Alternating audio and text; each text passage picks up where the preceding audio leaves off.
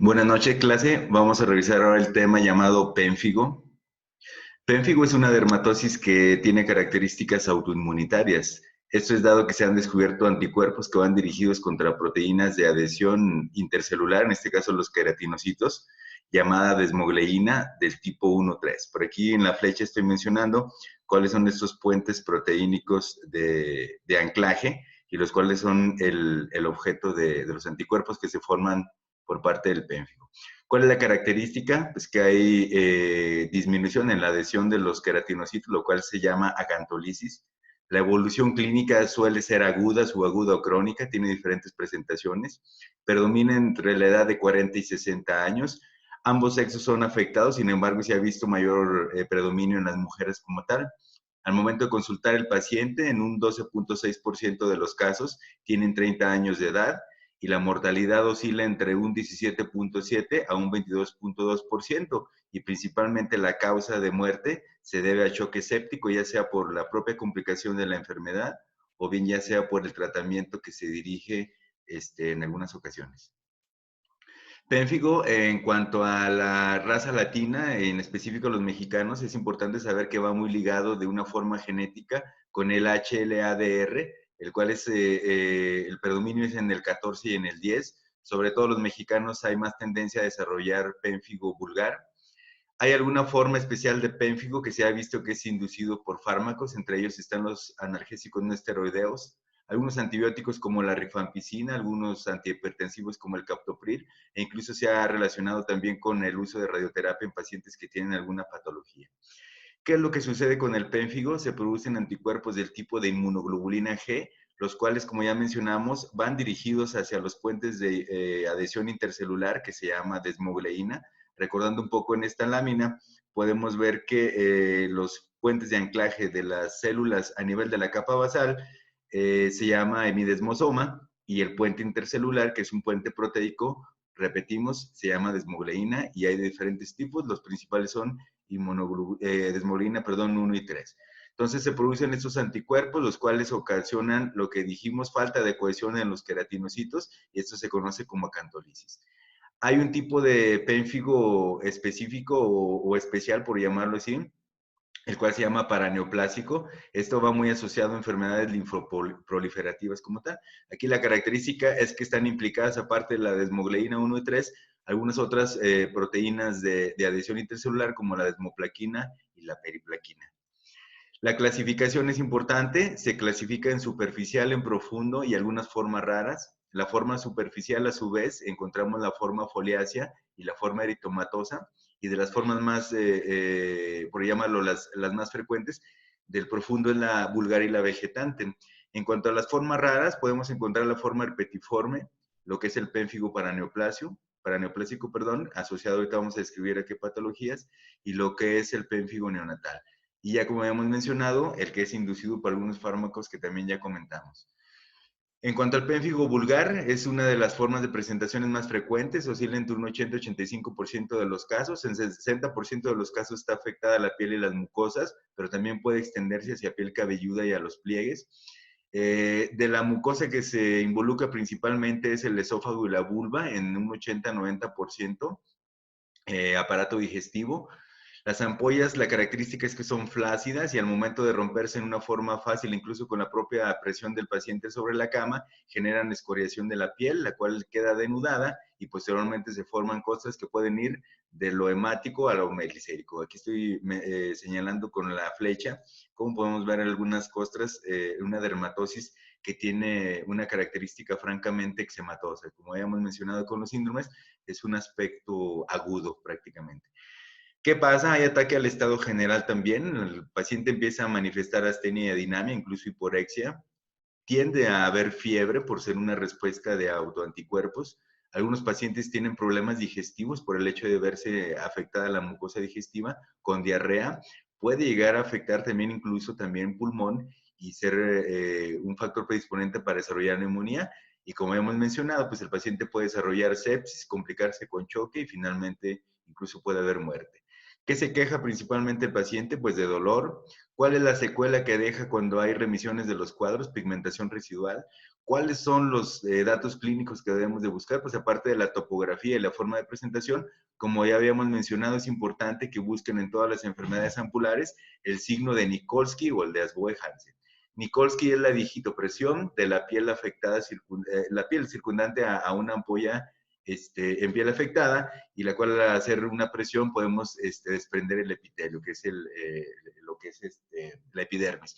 Y el signo de Asboe-Hansen es aquella en donde se presiona el techo, por llamarlo así, de una ámpula, y esta se va a extender hacia los lados en vez de romperse.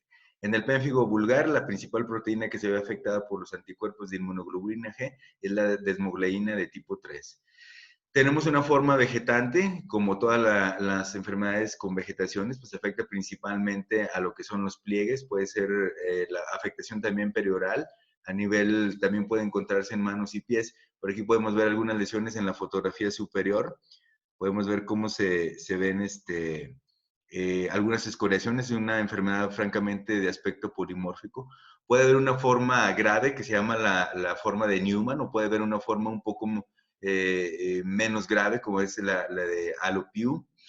Aquí la característica clínica pues, es que tiene ampollas, tiene escoriaciones con vegetaciones. Podemos ver estas formaciones en relieve, los cuales le dan la característica de este pénfigo. El foliáceo es la fotografía de en medio, el cual es un pénfigo que se acompaña de dermatitis seborreica, es decir, afecta principalmente en zonas seborreicas, y puede incluso llegar a degenerarse una eritroderme de Daryer. Es más frecuente en los judíos, por consiguiente en nuestra población es poco frecuente encontrarlo.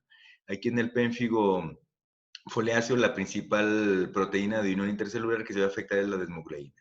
Luego tenemos la característica clínica del pénfigo seborreico, como podemos ver en la fotografía inferior.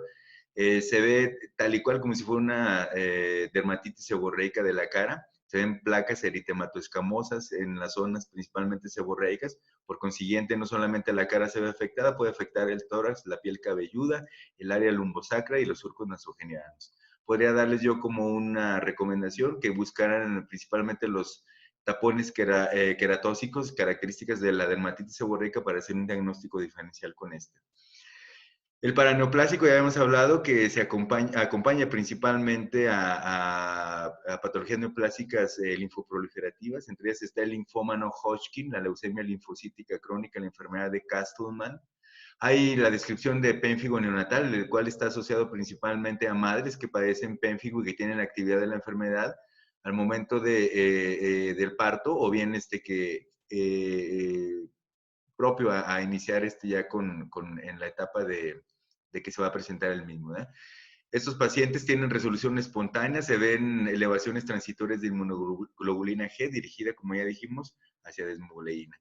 Algunas patologías también relacionadas en forma sistémica con el pénfigo: está el timoma, está la miastenia gravis, el síndrome de Sjögren, la artritis reumatoide y el lupus eritematoso sistémico. Podemos encontrar actividad de pénfigo cuando están debutando con esta enfermedad, o bien podemos tener esta enfermedad y que tengan el primer brote de pénfigo. ¿Qué complicaciones hay? Como sabemos, la piel es un órgano bastante extenso, regulador, termorregulador, regulador bioquímico. Entonces podemos encontrar anormalidades bioquímicas como trastornos electrolíticos, podemos encontrar alteraciones incluso de la glucosa, y principalmente pues esto puede verse afectado con el tratamiento también cuando lo usamos de una forma no correcta. ¿Qué otras complicaciones puede haber? Hemorragia de tubo digestivo alto por afectación del tubo digestivo, descompensación de diabetes mellitus, ya sea cetoacidosis diabética o estado hiperosmolar. Puede sobreinfectarse este problema y generar sepsis, o incluso ante una depresión de la médula ósea se puede generar, perdón, un problema ya más grave como será el choque séptico. En una mujer embarazada, en un 50% de los casos perderán su producto.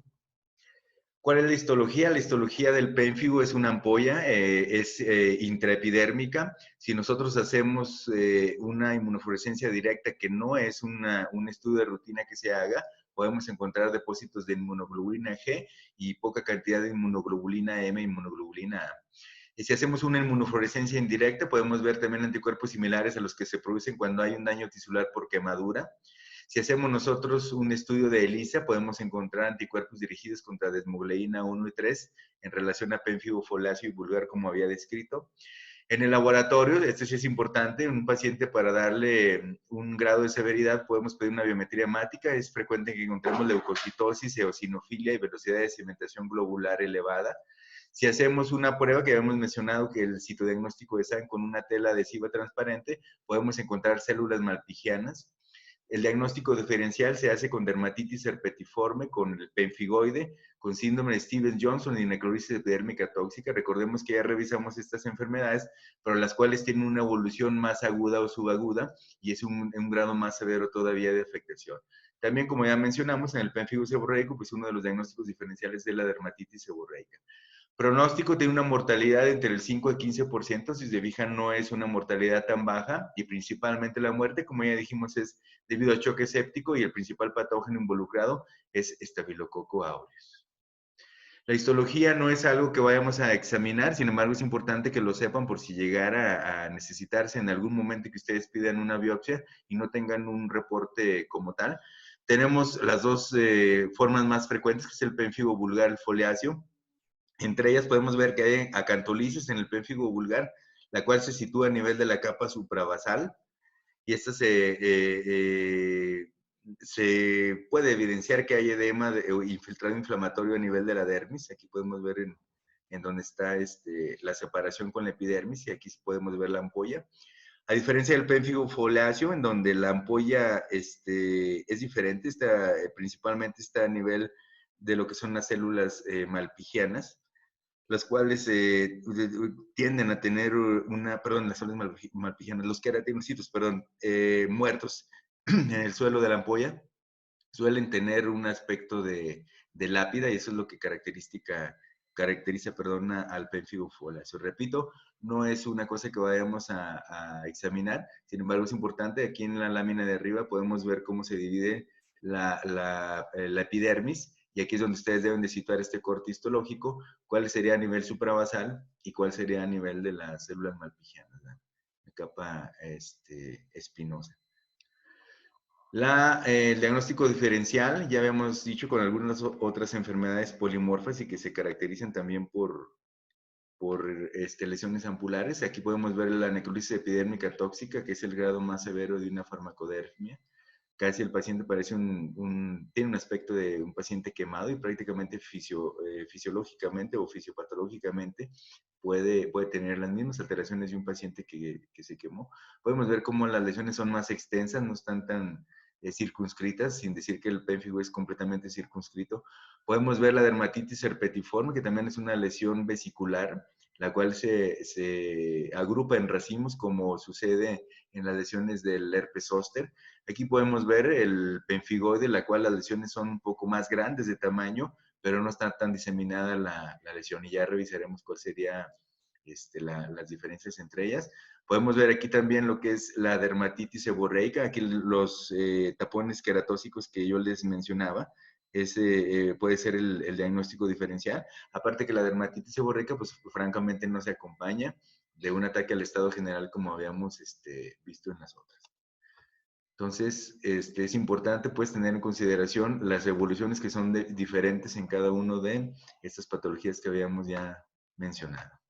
Tratamiento es importante. El tratamiento de primera línea sería esteroide. Se utiliza prednisona de 1.5 miligramos por kilogramo al día. Cuando se puede utilizar es vía oral. Cuando no se puede utilizar vía oral, se tiene que hacer una traslape de la dosis a un esteroide intravenosa.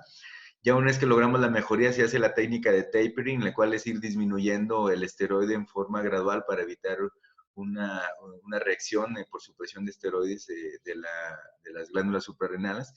Hay una opción cuando el paciente se ve francamente afectado, podemos hacer pulsaciones con esteroide. En este caso, una de las selecciones es metilprednisolona, se puede llegar a utilizar de 500 a 1 gramo.